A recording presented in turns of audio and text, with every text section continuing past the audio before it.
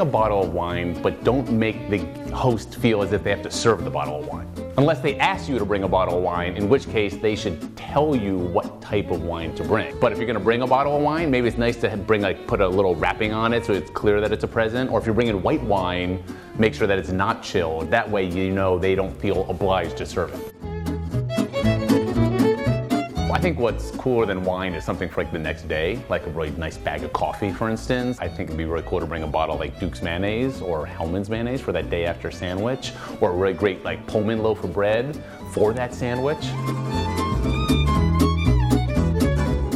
It's gotta be white bread. I'm kind of a wheat bread guy now in general, but I think for Thanksgiving sandwich, it has to be white bread. I like kind of a ridiculous amount of mayonnaise on both sides. Like whatever you think is enough mayonnaise is not enough mayonnaise. You gotta remember to salt and pepper the meat, because turkey meat typically itself is not that seasoned, especially if it's inside the bird. I know I'm not supposed to say this as Bon Appetit guy, but iceberg lettuce.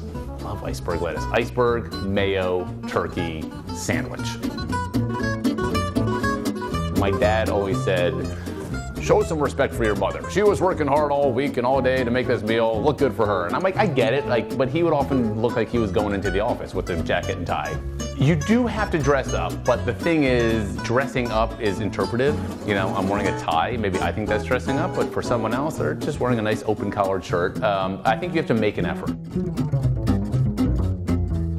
I think it's more than an hour, but not quite 2 hours. Because by the time 2 hours rolls around, you're kind of, if you've been having a few bourbons or whatever. So I'm gonna say somewhere in that hour 20-minute range.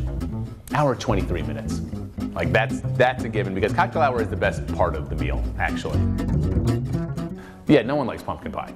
People are like, oh, people think they are supposed to like pumpkin pie, and it's like Thanksgiving, you gotta have pumpkin pie. But no, everyone's like, pumpkin pie. Although my mom used to make a pumpkin chiffon pie, which was like the pumpkin filling, but then with whipped egg whites and a little bit of gelatin, so it got all fluffy and set into a graham cracker crust. And everyone knows that a graham cracker crust is better than those like soggy pumpkin pie crusts. So that was actually pretty good. But even that, I'd still rather go pecan pie.